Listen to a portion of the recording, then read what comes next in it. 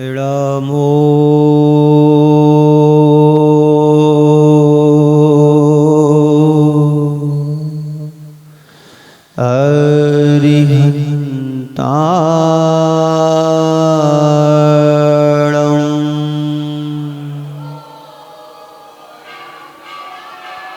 इळमो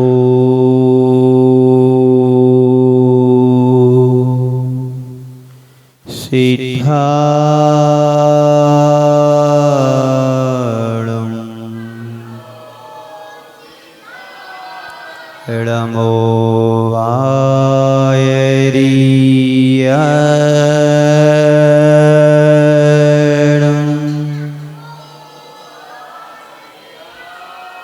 इळमो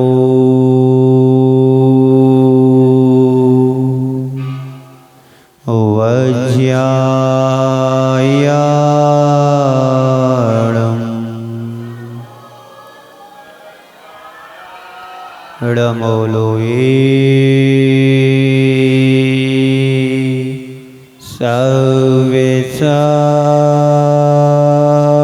सव्यसाहुणम्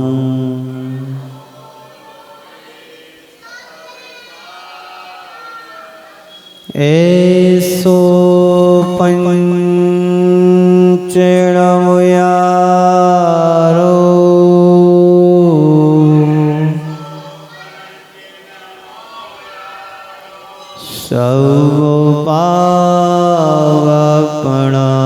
सर्वपावपणाशिनो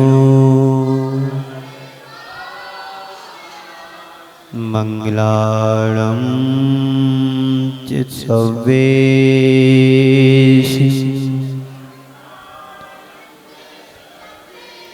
परवं होई मंगलम्।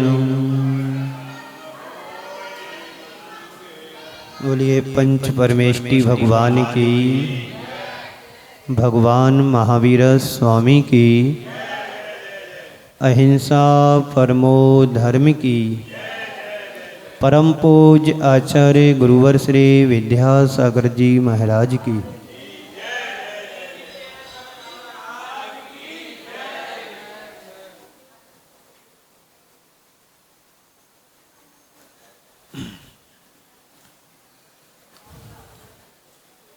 ओम।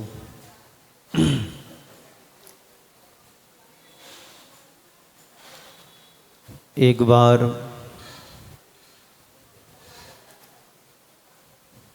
मटके के ऊपर ढके हुए ढक्कन ने शिकायत करते हुए मटके से कहा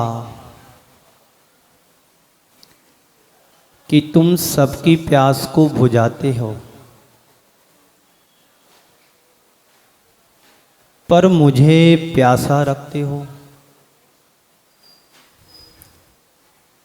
ढक्कन ने कहा मटके से, तुम सबकी प्यास को बुझाते हो पर मेरे को प्यासा क्यों रखते हो। मटके ने ढक्कन की बात को सुनकर के कहा, मैं सबकी प्यास को तो बुझाता ही हूँ, लेकिन मैं चाहता हूँ कि तुम्हारी प्यास को भी बुझाऊं, पर मैं क्या करूं। जो मेरे अंदर समा जाता है, जो मेरे भीतर उतर जाता है, मैं उसकी प्यास को बुझाता हूँ, पर जो मेरे सिर पर बैठा रहता है उसको कौन बुझा पाएगा उसकी प्यास को। बात समझ में आ रही है। हमेशा विनम्र व्यक्ति सभी के सम्मान का पात्र बनता है। जो अहंकार से भर करके चाहे तो रखता है कि लोग मुझे सम्मान दें, बहुमान दें, मेरा आदर करें, मेरा सत्कार करें, पर ऐसा बहुत मुश्किल हो पाता है लेकिन ढक्कन को भी लगा कि बात सच है, मेरी ही गलती है कि मैं सिर पर बैठा रहता हूँ। काश यदि मैं पानी की तरह मटके के अंदर जाता तो मेरी प्यास भी बुझ सकती थी, पर मैं अहंकार के कारण मटके के सिर पर बैठा हूं, तो प्यास मेरी बुझेगी भी तो कैसे बुझेगी। यदि तुमको प्यास लगी है तो तुम्हें झुकना पड़ेगा। चाहे नदी के पास जाओ, चाहे तालाब के किनारे जाओ, चाहे सरोवर के पास जाओ, बिना झुके किसी की प्यास नहीं बुझ सकती है। बाबूजी, सुनाई दे रहा? बहुत अच्छे से सुन रहे हमारे बाबूजी। रोज आते हैं, अपनी जगह पर बैठ कर के एकाग्रचित्त होकर के सुनते हैं। सभी लोग अच्छे से सुनते हैं, जिनको रुचि है, जिनको लगता है कि हमारे एक एक पल, एक एक क्षण व्यर्थ में ना जाएं, आकर के समय से बैठ जाते हैं, बड़े मनोयोग से, मनोभाव से सुनते हैं। और यहाँ पर भी नहीं सुनते हैं, जो जो लोग टीवी पर देखते हैं वह भी सुनते हैं, और सुबह नहीं सुन पाते हैं तो पुनः 4 बजे इसी प्रवचन को दिखाया जाता है तो वहाँ पर भी सुन लेते हैं। तो मैं कह रहा था कि प्यास वही अपनी प्यास को बुझा पाता है जिसको अंदर से प्यास की प्यास होती है। जिसको अंदर से आस होती है वही प्रयास करता है, जो प्रयास करता है वही अपनी प्यास को बुझा पाता है। पर जो 24 घंटे सिर पर बैठा रहे और जो बैठे रहते हैं, मैं उसकी प्यास को नहीं बुझा पाता हूं और बुझा भी नहीं पाऊंगा। जो मुझ में उतरता है, यदि तुम सिर्फ से नीचे उतर जाओगे तो मैं भी आज तुम्हारी प्यास को बुझाने के लिए तैयार हूं। एक कौन कह रहा है? मटका कह रहा है, घड़ा कह रहा है। किसके लिए कह रहा है? उसके ऊपर एक जो ढक्कन रखा है ना, उसके लिए संबोध रहा है। घड़े के ऊपर हम क्या ढकते हैं? ढक्कन से ढकते हैं, या किसी थाली से ढकते हैं, या किसी पात्र से ढकते हैं। पर जो नीचे उतरने को तैयार नहीं है तो मटका या घड़ा भी क्या करेगा? कुछ नहीं कर पाएगा। मनुष्य जब तक अपने अभिमान को नहीं गलाता है, अपने अहंकार को नहीं द्रोहित करता है, तब तक वह संसार में कभी भी कहीं पर भी मान सम्मान को नहीं पा सकता है। तब तक जीवन की वास्तविक आनंद को नहीं पा सकता है। अहंकार हमारे जीवन का गले, अहम भाव हमारे अंदर का गल जाएगा। अहम को गलाओ, अरहम को प्रकट करो। जब तक तुम्हारे अंदर का अहंकार नहीं गलेगा तो अंदर से अरहम ब्रह्म की प्राप्ति भी नहीं हो सकेगी। अहम को गलाओ, अरहम को पाओ। अरहम समझते किसको कहते हैं? ब्रह्म यानी आत्मा। उस आत्मा को प्रकट करो जिस आत्मा में ब्रह्म स्वरूप परमात्मा छिपा हुआ है। आप सबकी आत्मा भी परमात्मा है। संसार की एक भी आत्मा ऐसी नहीं है कि जो परमात्मा ना बन सके। प्रत्येक आत्मा परमात्मा बनने की क्षमता रखता है, शक्ति उसके पास है, लेकिन उस आत्मा की शक्ति की अभिव्यक्ति अभी नहीं है। जिस दिन तुम्हारी शक्ति की अभिव्यक्ति होगी उसी दिन तुम्हारी आत्मा परमात्मा स्वरूप बन जाएगी। अहंकार हमारी प्रगति को रोकता है, हमारी प्रगति को अवरोधक बनती है। लेकिन संत कहते हैं मनुष्य के मन में बैर विरोध की जितनी भी गांठें हैं वे प्रायः अहंकार से प्रेरित होकर के होती हैं। आपकी किसी से यदि अनबन होती है, बुराई होती है, खटपट होती है, यदि हमने उसको उसी समय नहीं सलटाया, उसी समय एक दूसरे से क्षमा नहीं मांगी, एक दूसरे को क्षमा नहीं किया, तो वही बैर वही बुराई कब गांठ बन करके तुम्हारे जीवन से बन जाए कहाँ नहीं जा सकता। कसाएं कल कहा था 4 प्रकार की होती हैं।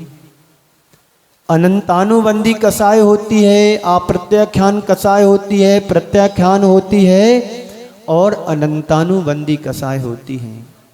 यदि तुम्हारी बुराई बैर का रूप ले लेती है, यदि तुमने उस कसाय को तुरंत नहीं निपटाया और 6 माह तक तुम्हारी कसाय बैर के रूप में रही और 6 माह से एक अंतर मुहूर्त यदि ऊपर उठ जाती है कसाय, तो अनंतानुबंधी कसाय का रूप धारण कर लेती है, अनंत संसार को बढ़ाने का कारण बन जाती है। अप्रत्याख्याना वर्णी कसाय 15 दिन, उसके बाद कसाएं धीरे धीरे कम होकर के संजुलन तक जाते हैं तो अंतर मुहूर्त वाली कसाय हो जाती है। इन कसायों से बचना है। अहंकार भी एक कसाय है, ईगो भी कसाय है, मान भी कसाय है। सभी प्रकार की कसायों से हम परिचित हैं कि नहीं? बोलो जी, परिचित होना। सबके पास सब कुछ है, पर्याप्त है। मान लीजिए कोई प्रोग्राम, सुमित प्रकाश जी को नहीं बुलाया, समाज के प्रतिष्ठित व्यक्ति हैं और कार्यकर्ता या मंच संचालक नाम उनका ध्यान नहीं रहा और जो जिनको कभी पहचानते नहीं उनको बुला करके सम्मान कर दिया, तो मान में ठेस तो लगती है कि देखो मैं समाज का प्रतिष्ठित व्यक्तियों में गिना जाता हूं और मेरे लिए नहीं बुलाया है। उनके साथ नहीं, कईयों के साथ ऐसा हो सकता है। व्यस्तता इतनी रहती है कि बाहर के मेहमान भी आए हुए हैं, उनके चक्कर में, उनको बुलाने में, उनके बहुमान और सम्मान में यदि हम किसी व्यक्तिगत नाम भूल जाते हैं और नहीं बुला पाते हैं तो हमें इतना अहंकार नहीं लाना चाहिए। ठीक है, कोई बात नहीं, पॉजिटिव सोचो। व्यस्तता ज्यादा थी, नहीं बुला पाए, कोई बात नहीं, हम चल करके चले जाएं, काम करने लगे, सहयोग करने लगे, तो यही अहंकार को गलाने का सबसे श्रेष्ठ अवसर है। गलती कोई तुमसे हो जाए, तुरंत उसको स्वीकार कर लो और बता दो कि मेरे से गलती हो गई, और एक दूसरे से रफा दफा कर लो। मान सामने नहीं आएगा, अहंकार सामने नहीं आएगा, फिर क्या होगा? समरसता, प्रेम और वात्सल्य का वातावरण छा जाएगा। एक व्यक्ति था, 2 व्यक्ति थे, रोज मंदिर में पूजन पाठ करते थे। एक व्यक्ति अपेक्षाकृत ज्यादा अहंकारी था और एक कम स्वभाव में, मतलब सरल था। जो बड़ा व्यक्ति था, प्रक्षाल करते करते करते उससे एक दिन पाषाण की मूर्ति टूट गई। उसने इधर उधर देखा और ज्यों की त्यों प्रतिमा का जो गर्दन थी वहीं पर रख दिया और वहां से निकल करके तुरंत दूसरी वेदी पर प्रक्षाल करने लगा।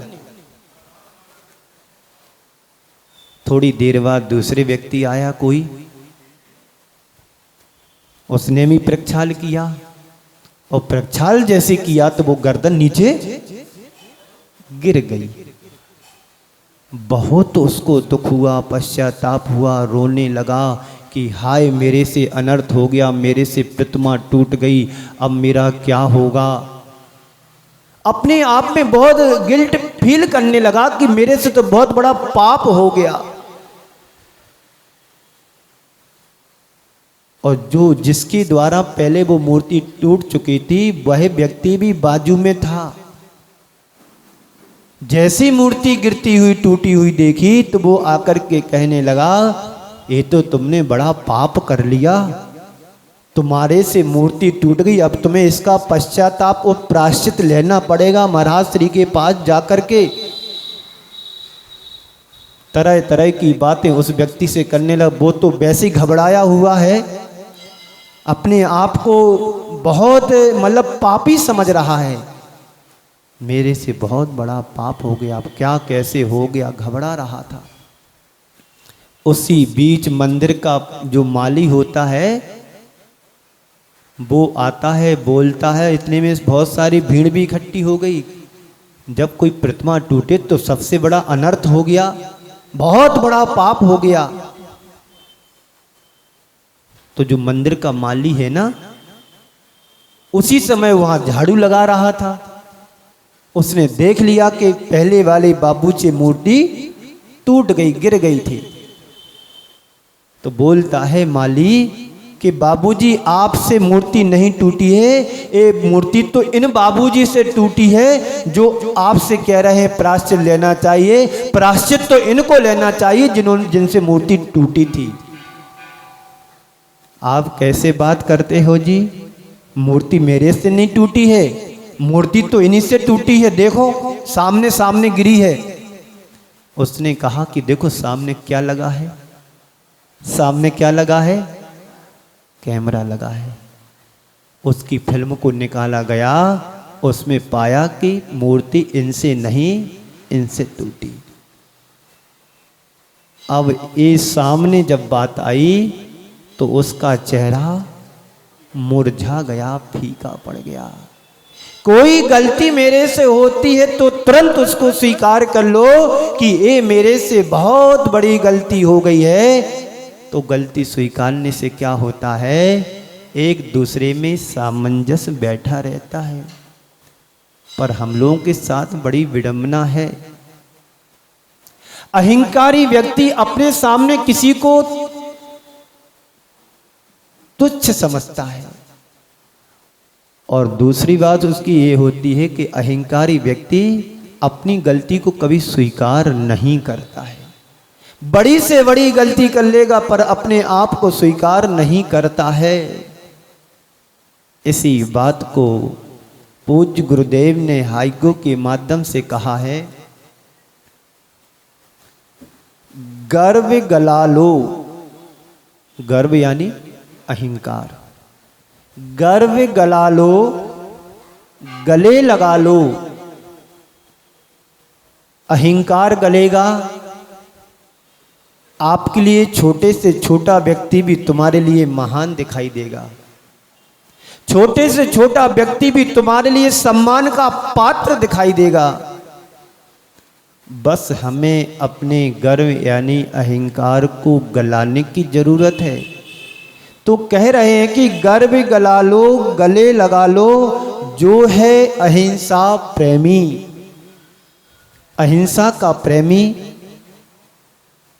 अहिंसा धर्म का प्रेमी व्यक्ति, उसके जीवन में अहंकार नहीं आता है, उसके जीवन में ममकार नहीं आता है, अहंकार नहीं आता है, किसी भी प्रकार का गर्व नहीं होता है। वह सबके साथ हिल मिलकर के रहने वाला होता है। छोटे से छोटी समाज के व्यक्ति को अपने हृदय से लगाने की बात करता है। कितना छोटा सा छोटा व्यक्ति उसको गले लगाने के लिए तैयार रहता है। मैंने एक संस्मरण, एक उदाहरण सुना था मुनि श्री प्रमाण सागर जी के पास। वो शायद घटना यहीं दिल्ली की हो। क्या नाम मेरे को थोड़ा एकदम स्मृति में नहीं आ रहा है, उनके घर में एक दिन खुशी का वातावरण आया। शायद किसी का जन्मदिन हो या किसी का जन्म हुआ हो या कि बेटे की शादी की सालगिरह का प्रोग्राम हो या खुद की शादी का सालगिरह का प्रोग्राम हो। उस खुशी में उस व्यक्ति ने पूरे नगर में मिठाई बंटवाई। शायद वो बात दिल्ली की ही है होगी। उस व्यक्ति ने पूरे नगर में मिठाई बंटवाई। मिठाई बांटने के बाद उनके जो सेवक थे वापस आए। उन्होंने पूछ लिया कि क्यों पूरे नगर में मिठाई बांट करके आ गए। बोले हाँ जी, मिठाई बांट करके आ गया। कोई छूटा तो नहीं है? हाँ बाबूजी, एक व्यक्ति छूटा है। हाँ बाबूजी, एक व्यक्ति छूटा है। तो वह कौन है व्यक्ति जिसने हमारी मिठाई को स्वीकार नहीं किया? बाबूजी, वो उस कोने पर एक छोटी सी दुकान लगा करके बैठा है अमुक जगह पर, चने बेचता है। क्या करता है? चने बेचता है। छोटी सी दुकान है, दिन भर में 150 रुपए के ही चने बेच पाता होगा। उस व्यक्ति ने मना कर दिया। कोई बात नहीं, समझ नहीं पाया होगा। बड़े धनाढ्य व्यक्ति थे वो। बोलते हैं अपने सेवकों से, चलो बग्गी को तैयार करो, उस पर बड़ा थाल सजा करके मिठाई का रखो। भले वह गरीब व्यक्ति हो या छोटा हो या बड़ा हो, सब हमारे समाज के, हमारे सब भाई बंधु हैं। चलो बग्गी को तैयार करो। उन सेठ जी के लिए बग्गी पर बैठाया, मिठाई का थाल रखा और सेवक उस बग्गी को लेकर के आगे चल रहे हैं। 4 सेवक पीछे पैदल चल रहे हैं। और जैसे ही उस दुकान के सामने पहुंचते हैं, 10 कदम पहले उतर करके और वो सेठ साहब छोटी सी दुकान वाले के पास पहुंचते हैं। कोई बात नहीं करते हैं। देखा चना बेचता था, उसके चने में से चने उठाए और फांकना शुरू कर दिया। क्या किया? इतना बड़ा व्यक्ति, धनाढ्य व्यक्ति, और किसी साधारण व्यक्ति की दुकान पर जाए बिना पूछे उठा करके चने खाना शुरू कर दिए। चने खा लिए, थोड़े से लिए, ज़्यादा नहीं लिए थे। एक शिक्षा देने के लिए उन्होंने ये सब किया। चने खा लिए। अब उससे कहते हैं कि पानी और पिला दो। अभी बग्गी वापस आई नहीं है, अभी इशारा नहीं किया है। बोले तुम्हारे चने खाए, अब मुझे पानी भी पीना है तो पानी भी पिलाओ। अब उसकी जो सुराई थी ना, टूटी थी, ऊपर से मुख टूटा हुआ था। अब पिलाएं तो कैसे पिलाएं? अब उसके भावों को देखा तो बाबूजी को लगा कि शर्मिंदा हो रहा है, और बाबूजी ने सुराई जो टंगी हुई थी उठा करके ऐसा ओख से पानी पी लिया। इधर बग्गी वाले को इशारा कर दिया कि अब तुम बग्गी से मिठाई लेकर के आ जाओ। इसके पहले वो बात बता देता हूं कि इसने मिठाई लेने से इनकार क्यों किया था सेवकों से। बोले बाबूजी ने मिठाई आपके लिए भेजी है, पूरे नगर में मिठाई बंटवाई है, तुम लेने से इनकार क्यों कर रहे? बोले बाबूजी को मैं पहचानता नहीं हूं तो मैं उनकी मिठाई कैसे ले सकता हूं? मैंने उनका कभी खाया भी नहीं, कभी उनका पिया भी नहीं है, पानी भी नहीं पिया है, तो मैं उनकी मिठाई को कैसे ले सकता हूँ? इसलिए मैं मिठाई को नहीं लेता हूँ। तो वो सेवक मिठाई को वापस लेकर के चले गए।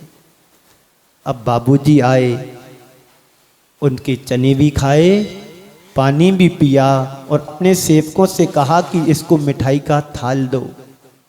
नहीं नहीं बाबूजी, मैं तुम्हारी मिठाई कैसे ले सकता हूँ, मैंने जीवन में कभी तुम्हारा खाया भी नहीं पिया भी नहीं, तो मिठाई कैसे ले सकता हूँ। तो बाबूजी बोलते हैं देखो अभी मैंने तुम्हारे चने भी खाए हैं और पानी भी पिया है। इतना सुनना था वह उनके चरणों में वह व्यक्ति गिर गया।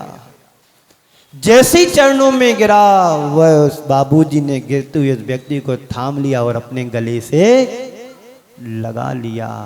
तुम चरणों में गिरने लायक नहीं हो, तुम तो गले लगाने के लिए हो। उनको गले लगा लिया और थाल देकर के बाबूजी ने कहा तुम मेरे समाज के व्यक्ति हो, तुम नीचे गिरने लायक नहीं हो, गले लगाने लायक हो। ऐसी धारणा क्या मानसिकता हमारी है क्या? किसी गरीब को देख करके अमीर के मन में क्या भाव आता है? I am something. ये कौन बोल रहा हो कि मैं कुछ हूं? ये तुम्हारा अहंकार कह रहा है कि मैं कुछ हूं। अहंकार किसका? जो आपने पाया है वह भी स्थायी नहीं है। रावण की सोने की लंका भी आज तक नहीं रही, उसको भी अहंकार था मेरी सोने की लंका है। राजा महाराजाओं को भी अहंकार होता होगा, उनको भी था, लेकिन किसी राजा महाराजा के महल आज दिखाई दे रहे हैं? किसी के महल नहीं दिख रहे। एक साधारण व्यक्ति की कुटिया जरूर तुम्हें मिल जाएगी देखने को, वो सम्मान और बहुमान की कुटिया है। तो आचार्य श्री ने क्या लिखा? गर्व गला लो, गले लगा लो। जो है अहिंसा का प्रेमी, अहिंसा का प्रेमी हर व्यक्ति के अंदर की आत्मा को पहचानता है। एक इंद्रिय से लेकर के पंचेंद्रिय तक के जीवों को पहचानता और जानता है कि इसके अंदर भी जान है, इसके लिए मुझे मारना नहीं है, इसको ठुकराना नहीं है। गोली से मारोगे तो जीवन वहीं समाप्त हो जाएगा, और जो अहंकार से मारता है जिंदगी भर उसके लिए तकलीफ होती है। हम किसी को ना मारें। अरे मारना क्या है? बचाने की सोचो, संभालने की सोचो, गले लगाने की सोचो, गलाने की नहीं। गले लगाओगे तो तुम्हारा उत्थान होगा, तुम्हारे जीवन का कल्याण होगा। वो गला दोगे तो वैसे ही उसको मरना है और तुम्हारे द्वारा कलंकित हो जाओगे। जब हमारे अंदर का अहंकार गलता है तो हमारे सारे गिले शिकवे दूर हो जाते हैं, और अहंकार जब हमारे अंदर पनपता है तो हमारे अंदर बैर विरोध की भावना पनपने लगती है। बैर विरोध कहां से उत्पन्न होता है? अहंकार से ही तो होता है। सामने वाला झुकने को तैयार नहीं है, अपनी बात पर अड़ा है, अपनी बात पर अकड़ा हुआ है। सामने वाला हाथी जोड़े चला जा रहा है, पर ये महाशय है कि सुनने को तैयार नहीं है, बस सुनाने के लिए तैयार हैं कि जैसे बने तैसे सामने वाले को कैसे गिराऊं, कैसे नीचा दिखाऊं।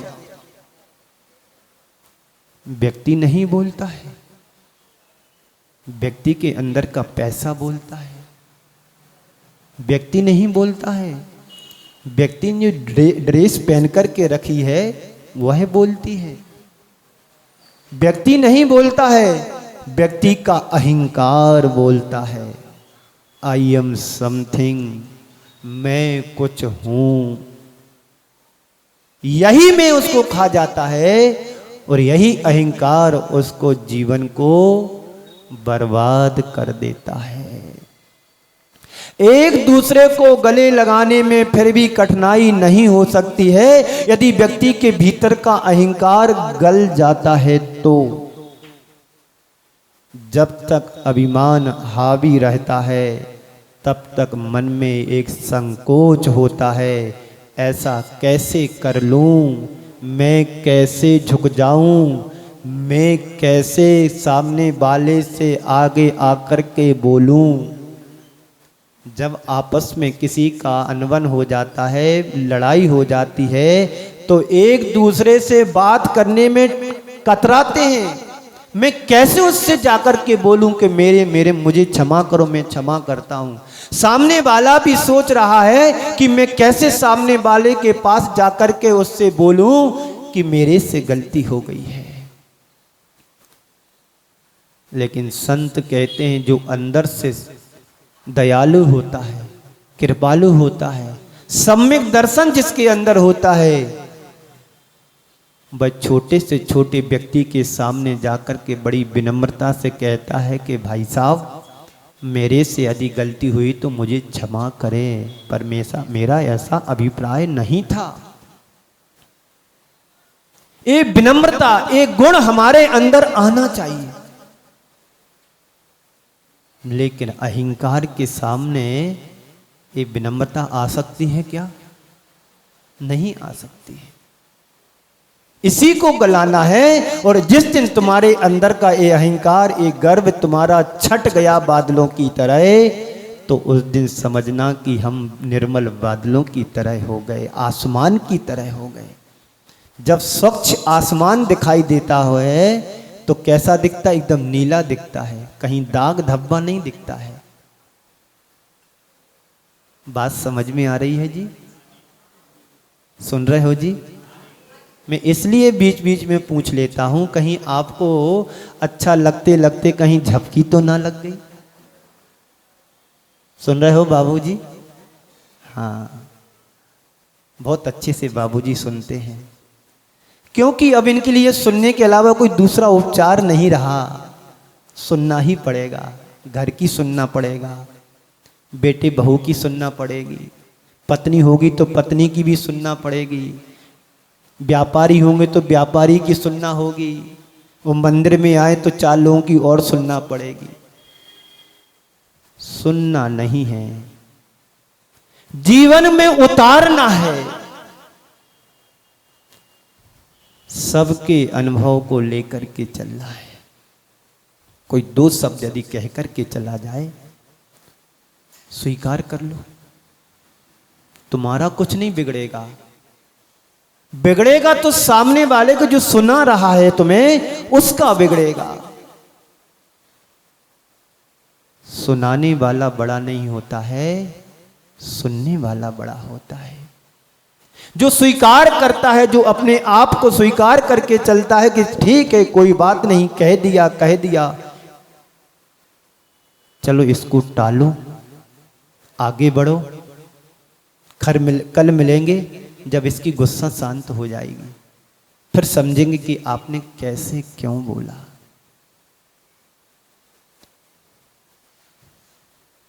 लेकिन सामने अहंकार होता है तो मन में एक खटकता रहता है कि मैं कैसे सामने वाले से झुकूं,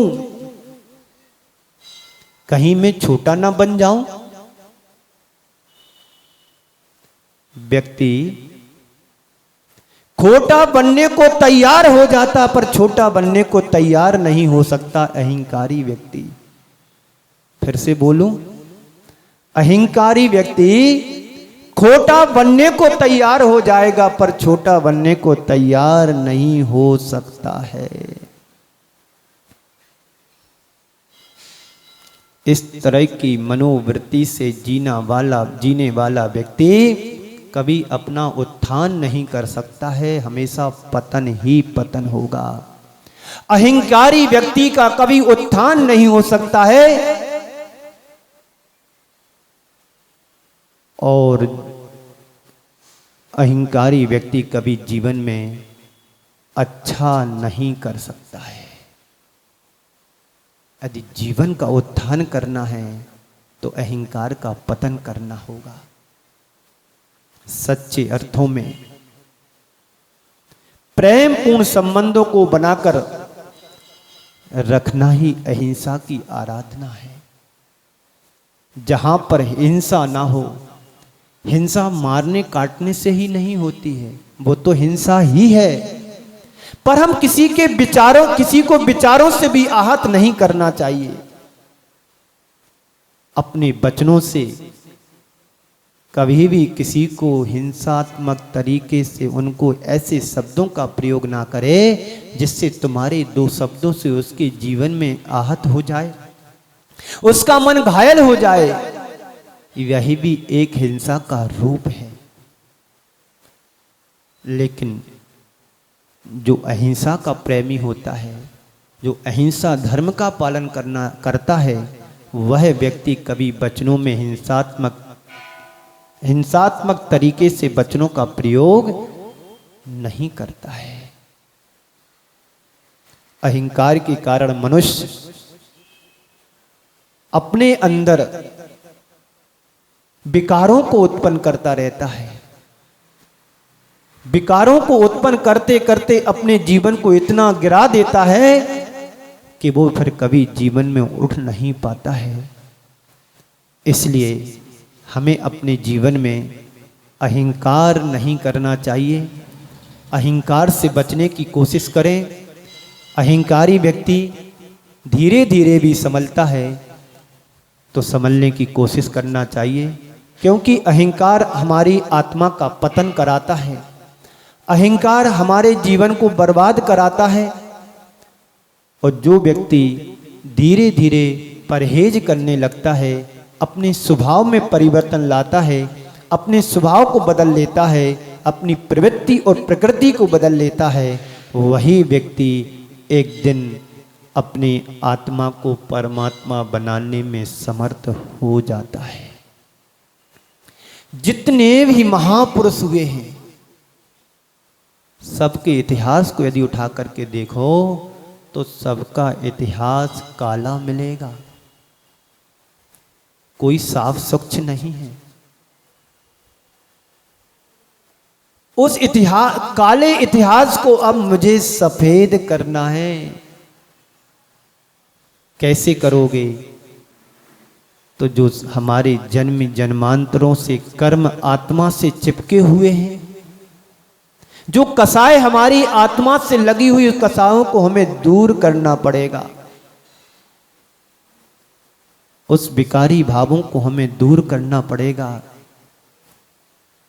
तभी ना आचार्य श्री ने कहा है, गर्व गला लो, गले लगा लो, जो है अहिंसा का प्रेमी।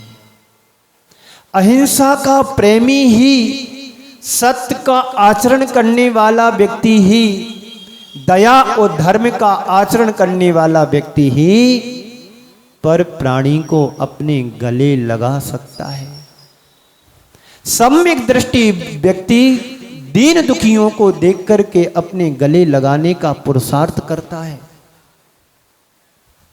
कि कर्म के उदय में यदि इसके अंदर गरीबी आई है, कर्मों के वशीभूत होकर के ये दीन दुखी बना हुआ है, कोई बात नहीं, इसका कर्म है, इसको भोगना ही पड़ेगा, पर मेरा कर्म इसका सहारा बनना है, तो मैं सहारा बन करके रहूंगा।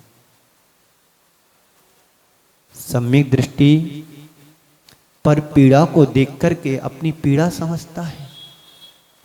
दीन दुखियों को देख करके उनकी दीन दुखी हालत को दूर करने का भरसक पूरा प्रयास करता है। ये कब होगा? जब तुम्हारा गर्व गलेगा, अहंकार टलेगा। और अहंकार से भरा हुआ व्यक्ति, उसकी दृष्टि में दीन दुखी दिखते ही नहीं है, उसको सज्जनता दिखती नहीं है। अपने अहंकार के कारण वह किसी को अपने सामने कुछ समझता ही नहीं है। इसी कारण से वह अपने आप को बड़ा व्यक्ति समझता है। और जो व्यक्ति अपने आप को बड़ा समझता है, वो वास्तव में बड़ा है ही नहीं है, क्योंकि अपने मुख से कह रहा है कि मैं बड़ा हूं, मैं बड़ा हूं, मैं बड़ा हूं। दूसरा कहे तो फिर भी सम्मान मिलता है, और अपने आप से बड़ा कहने से अहंकार ही पनप रहा है।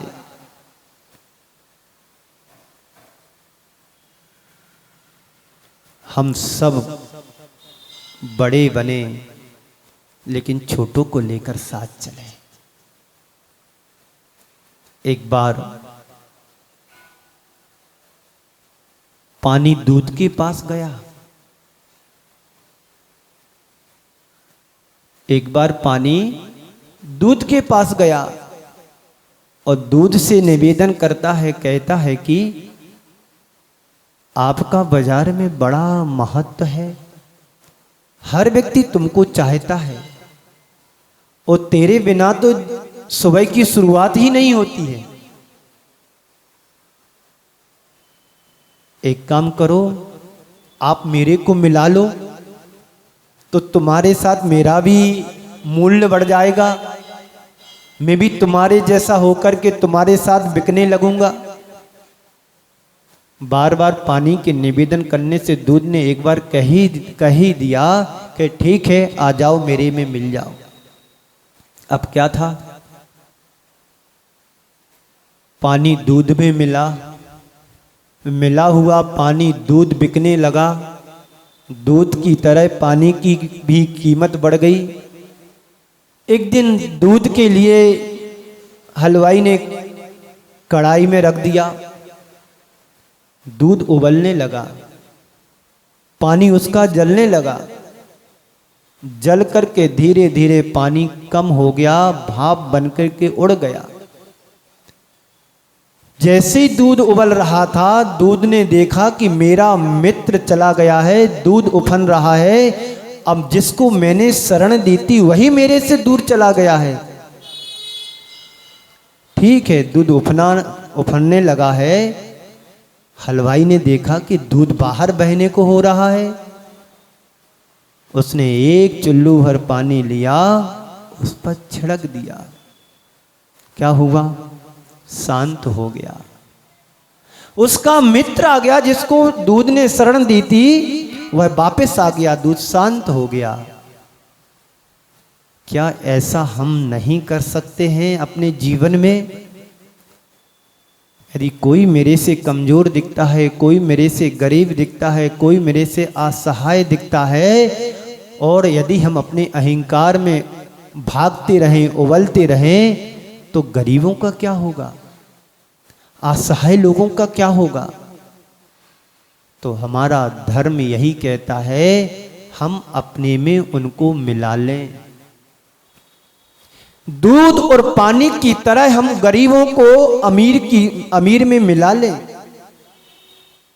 हम उनको कुछ सहयोग करें ना करें, कम से कम उनको एक सहारे के लिए कुछ सहयोग तो दे दें। हमारे पास बहुत बड़ा बिजनेस है,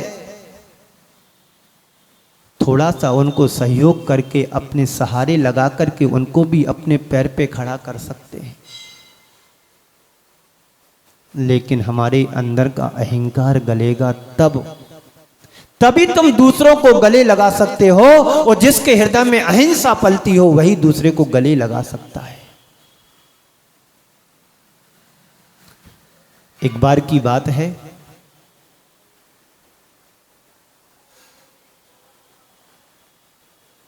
बहुत पुरानी बात है। एक पंडित जी इंदौर गए।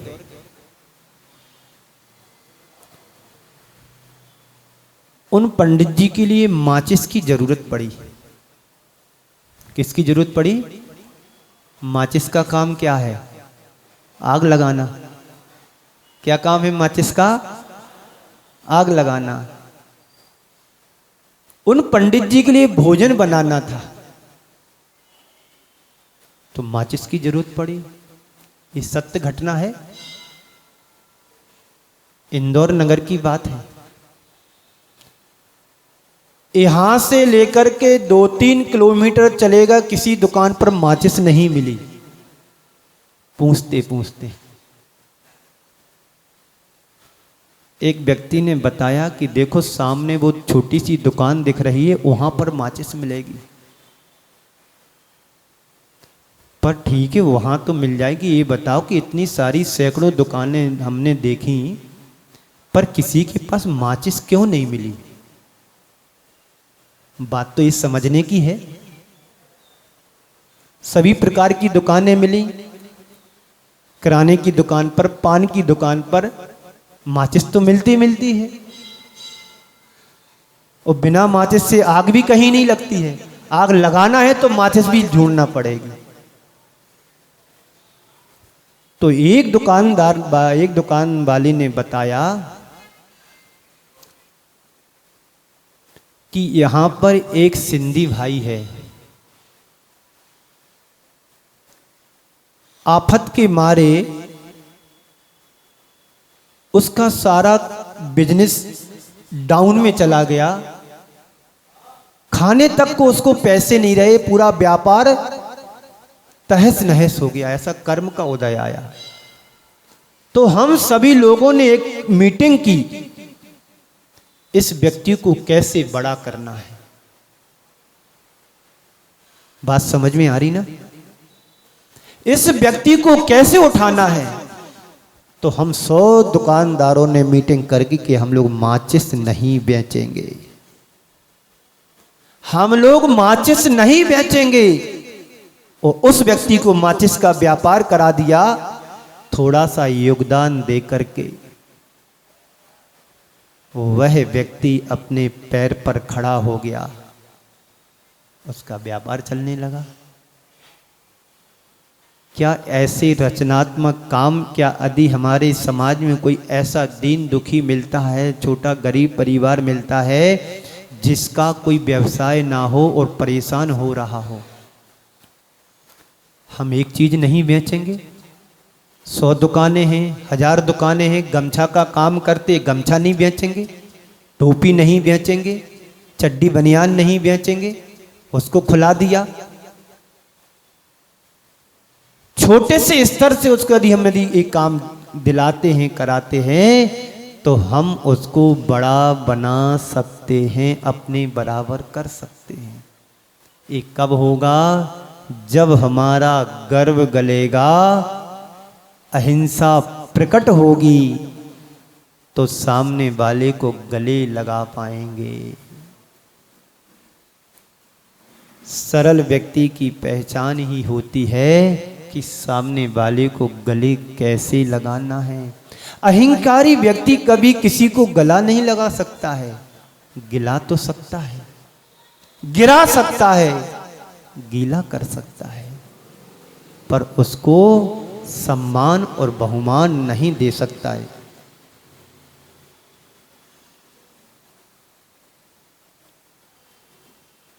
तो इस तरह से अहंकार मनुष्य को कहां ले जाता है, कुछ नहीं कहा जा सकता। अहंकार से बचो, अहंकार की प्रवृत्ति से बचो। इस अहंकार से बचने के लिए हमें अपने अंदर अहिंसा धर्म को, सत्य धर्म को, शौच धर्म को, अपरिग्रह धर्म को, ब्रह्मचर्य धर्म को पालन करना पड़ेगा। आने वाले दिनों में 10 लक्षण पर्व आ रहा है। 10 लक्षण पर्व में सभी लोग धर्म ध्यान करते हैं, बड़ी भक्ति भाव से करते हैं, और ये तुम्हारे वर्ष भर का धर्म है। इन दिनों में जो कभी मंदिर नहीं आते हैं, वह भी 10 दिन मंदिर आते हैं। जो 24 घंटे खाते पीते रहते, जिनको रात और दिन का भेद नहीं होता है, वह व्यक्ति भी कम से कम 10 दिन रात्रि में भोजन नहीं करते हैं। वह पर्युषण पर्व जो हमारी आत्मा की गंदगी को दूर करने के लिए आने वाला है। आप लोग हर वर्ष धर्म पर्युषण पर्व मनाते हैं, अपने तरीके से मनाते हैं, पंडित और विद्वान को बुलाते हैं, उनका योगदान सहयोग लेते हैं, उनके माध्यम से तुम दिनचर्या को करते हैं। लेकिन इस वर्ष तुम सबका बड़ा सौभाग्य है, किसी गुरु का सानिध्य तुम्हें मिल रहा है। अपने दिल दिमाग में बैठा करके रखना है कि इस बार के पर्युषण पर्व हमें गुरु चरणों में सानंद संपन्न करना है। कुछ लोग तो यहां से बाहर भी जाते हैं जो जिससे जुड़े हैं, 10 दिन व्यापार व्यवसाय बंद करके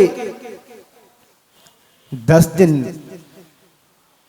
त्याग नियम धर्म लेकर के व्रत लेकर के वहां पर जाकर के पर्युषण पर्व मनाते हैं, विशुद्धता धर्म ध्यान करते हैं। सबका मोह छोड़ करके, मोबाइल छोड़ करके, सारा परिग्रह का त्याग करके बाहर जाकर के धर्म ध्यान करते हैं। यदि आपकी नगर में किसी गुरु का सानिध्य मिल रहा है तो हमें अपने सारे व्यवसाय और व्यापार को 10 दिन बंद करके सिर्फ धर्म ध्यान ही करना है। भादों का महीना का मतलब यही है कि हमें भादों के महीने में कुछ व्यापार नहीं करना है। पहले के जमाने में भादों के महीने में लगातार बारिश होती थी, नदी नाले पूर हो आ जाते थे, नदी नालों पर पानी आ जाते थे, एक गांव से दूसरे गांव नहीं जा पाते थे, इतनी झिर लगती थी, पानी गिरता था कि सारा का सारा व्यापार बंद हो जाता था। मात्र धर्म ध्यान करते थे, विधान और पूजन पाठ करते थे, सिर्फ एक ही काम रहता था, चाहे छोटे हों, चाहे बड़े हों, चाहे बूढ़े हों, चाहे जवान हों, बस मंदिर में जाकर के पूजा पाठ करना है, स्वाध्याय करना है। कोई साधु त्यागी वृत्ति है तो उनके साथ जुड़ करके उनकी चर्या में साथ रहना है। इसलिए भादों के महीने का विशेषतः इसका सम्मान है। तो ये भादों का जो महीना है, आने वाले दिनों में, आज 7-8 तारीख होगी शायद, है ना, ठीक आज से 10 दिन रहे हैं। आप अपनी घर की तैयारी साफ सफाई से करते हैं, पर मन की तैयारी भी साफ सफाई से करना है। जो वर्ष भर की हमारे मन में दिमाग में गंदगी जुड़ गई है, अब उस गंदगी को दूर करने के लिए 10 लक्षण पर्व तुम्हारे जीवन में आने वाले हैं। वैसे तो आप हर वर्ष 10 लक्षण पर्व मनाते हैं, लेकिन अब गुरु के सानिध्य में मनाना है तो इसका आनंद और उत्साह और उमंग अलग प्रकार की होना चाहिए। जैसे आप हर रोज घर में झाड़ू लगाते हैं, शाम को भी लगाई थी, सुबह भी लगाई, क्यों? धूल आ जाती है, गंदगी आ जाती है, और झाड़ू से साफ कर देते हैं। ऐसे ही हमारे दिमाग में, दिल में गंदगी भरी हुई है। पर्युषण पर्व 10 धर्मों को लेकर के आता है। उस पर्युषण पर्व के माध्यम से हमारी दिल और दिमाग की गंदगी को दूर करना है, साफ करना है। आने वाले दिनों में आप सभी को अच्छे तरीके से धर्म ध्यान करना है। वैसे तो कृष्णनगर वाले धर्मात्मा है, रोज सुबह 5:30 बजे से यहाँ पर तांता लगा रहता है, मंदिर में जगह भी नहीं मिलती है। ये धर्म बाहर का नहीं होना चाहिए, हमारे हृदय का धर्म बन जाए। 10 लक्षण के पर्वों के 10 लक्षणों में से एक लक्षण भी तुम्हारे जीवन में घटित हो गया तो तुम्हारे जीवन का हृदय परिवर्तन हो जाएगा। हर वर्ष धर्म करते हैं, 10 लक्षण पर्व मनाते, हर रोज धर्म ध्यान करते हैं, लेकिन जब तक हृदय परिवर्तित नहीं होगा तो धर्म ध्यान करने से मतलब क्या? सुन रहे हो जी? तो 10 लक्षण धर्म जब भी तुम्हारे हृदय में उतरेगा जब तुम अहंकार को बाहर निकालोगे तब। अभी क्या कहा था 1 घंटे पहले? मटके से ढक्कन ने शिकायत करते हुए कहा कि मटके बाबूजी, तुम हर किसी की प्यास को बुझाते हो, पर मेरे को तुम प्यासे रखते हो। मटके से ढक्कन ने शिकायत करते हुए कहा कि तुम सबकी प्यास को बुझाते हो, मेरे लिए प्यासा क्यों रखते हो? तो मटके ने, घड़े ने ढक्कन की शिकायत को सुनते हुए मुस्कुराते हुए कहा कि मैं तुम्हारी प्यास को भी तो बुझाना चाहता हूं, पर तुम मेरे सिर पर ही बैठे रहते हो तो तुम्हारी प्यास को कैसे बुझाऊंगा? और घड़े ने कहा, जो अंदर उतर जाता है मैं उसी की ही प्यास को बुझा सकता हूँ। मैं चाहता तो हूँ कि तुम्हारी प्यास को बुझाऊँ, पर तुम जो हो कि सिर पर बैठे हो तो कोई भी तुम्हारी प्यास को नहीं बुझा पाएगा। नदी के पास जाने के बाद भी तुम्हारी प्यास जरूरी नहीं कि बुझ जाए। सरोवर के पास पहुंचने के बाद भी कोई जरूरी नहीं कि तुम्हारी प्यास बुझ जाए। कोई नल के पास जाकर के अपनी प्यास बुझा ले, कोई जरूरी नहीं। जब तक तुम झुकोगे नहीं तब तक तुम्हारी प्यास नहीं बुझ सकती है। झुकता वही है जिसका अहंकार गल गया हो। इसलिए गुरुदेव ने कहा है, गर्व गला लो, यानी अहंकार को गला लो, गले लगा लो। अहंकार को जो गला लेता है, ईगो को जो नष्ट कर देता है, वही गले लगा सकता है किसको? जो अहिंसा प्रेमी होता है उसको। और जब तक हमारे हृदय में अहंकार भरा रहेगा, पनपता रहेगा, तो हम कभी भी किसी को अपना नहीं बना पाएंगे, ना अपना पाएंगे, ना हम दूसरों को भी अपना सकते हैं, ना दूसरों के बन सकते हैं। दूसरों को मनाना सीखो और दूसरों की मानना भी सीखो। दूसरों को कैसे मनाना है और दूसरों की कैसे मानना है, इन बातों पे तो ध्यान रखना पड़ेगा। जो दूसरों की बात को मान लेता है और जो दूसरों को मनाने की कला सीख लेता है, वही व्यक्ति अहिंसा का पुजारी बन सकता है। अहिंसा का पुजारी बनो। धर्म के पुजारी तो बन गए, लेकिन अहिंसा के पुजारी कब बनेंगे? जब तुम्हारे हृदय का अहंकार गलेगा तब। तो दूध ने पानी को मिला लिया था, दोनों बराबर दिखने लगे, एक दूसरे को सम्मान मिला। दूध का अहंकार गल गया, पानी को मिला लिया, दोनों एक साथ बिकने लगे। वही पानी एक दिन तेल के पास पहुंचता है।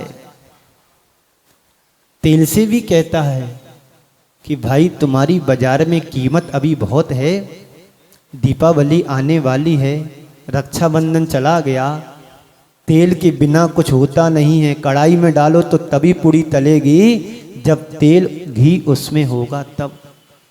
दीपक तभी जलेगा जब तेल और बाती दीपक में होगी। पानी ने बार बार प्रयास किया, पुरुषार्थ किया कि मिला ले, जैसे बने तैसे मिला ले। बार बार अहंकार में भर करके कहता हूं, तुम्हारी औकात क्या है? मैं पानी हो तू तेल, कहां तू मिलने आ रहा है? अरे बाबूजी, थोड़ा सा स्थान दे दो, थोड़ी सी जगह दे दो, तुम्हारा कुछ नहीं बिगड़ेगा, तेरे चरणों में बैठा रहूंगा, पर तुम मिला ले मुझे।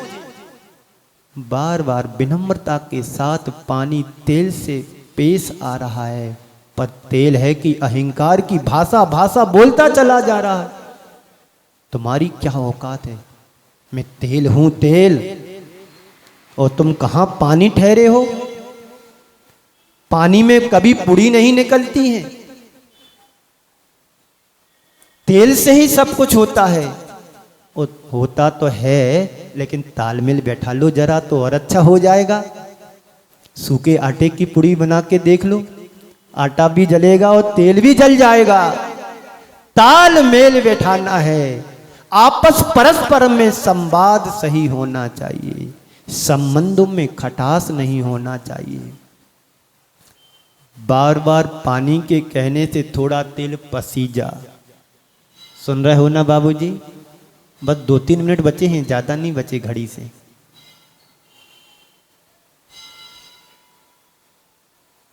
याद दिला देता हूं, जब परीक्षा देने हम लोग जाते थे बचपन में, घंटी बजती थी 5 मिनट शेष होने पर, पहली घंटी, सतर्क हो जाओ, सावधान हो जाओ।